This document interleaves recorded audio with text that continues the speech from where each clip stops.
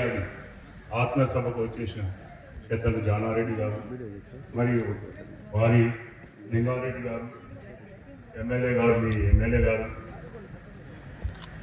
రంగశయ్య గారు రెడ్డి గారు చనిపోతాను ఎవరు ఊహించలేదు. ఇది అందరికీ దిగ్బాటు జరిగింది. ఎందుకంటే రంగశయ్య రెడ్డి గారు నాకు దాదాపు 30 సంవత్సరాల బంధుత్వం ఏర్పడ్డ తర్వాత వారి యొక్క వ్యక్తిత్వం, వృత్తి భాష సామాన్యంగా పని తక్కువ మాట్లాడేది, పని ఎక్కువ చేసేవాడు. ఎందుకంటే నాకున్న పరిచయంతో ఎప్పుడు కొద్దిగా మాట్లాడేది, ఆత్మీయంగా మాట్లాడేది. ఇప్పుడు చూస్తుంటే రంగశయ్య రెడ్డి గారి యొక్క అభిమానులు వారికి అయితే ఇవాళ దుఃఖ సముద్రంలో మునిగినారు. ఎందుకంటే మీకు ఒక అండ అనేది రంగశయ్య రెడ్డి గారు ఉండేది, చిన్న పెద్ద అందరితో ఎప్పుడు కూడా కలిసిమెలిసి ఉండేది. ఈ రోజు వారు లేకపోవటం మీకు తో పాటు వారి కుటుంబానికి కూడా చాలా అండ ఉండేది. చిన్నవాడైనా అందరితో కలిసిమెలిసి ఉండేవారి కుటుంబంలో.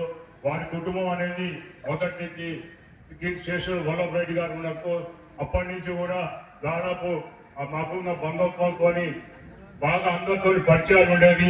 వారు లేని లోటు ఇప్పుడు ఎవరు తీర్చాలనే ఆలోచన రంగశయ్య రెడ్డి లేకపోయినా మన పెద్దలు మీకు అండ ఉంటారని, మరియు చిరంజీవి వల్లభరెడ్డి గారు యువజన నాయకుడైన వారి అడుగుతాడో నడుస్తూ మీ అందరికీ నడవాలని, మీ అందరూ అతనికి అండ ఉండాలని కోరుకుంటూ, ముఖ్యంగా జానారెడ్డి గారికి ఒకటి చెప్పదలుచుకున్నా నేను, వారి కుటుంబానికి రాజకీయంగా మీరు వల్లభరెడ్డి గారు మీరు చేయాల్సిన అవసరం ఎంతైనా ఉంది.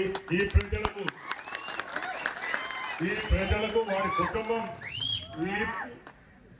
ప్రజలకు వారి కుటుంబం తప్పకుండా అండ ఉండాలని కోరుకుంటూ, ఈ మంచి వారికి కొంత మరణం వస్తుందని అంటున్నారు.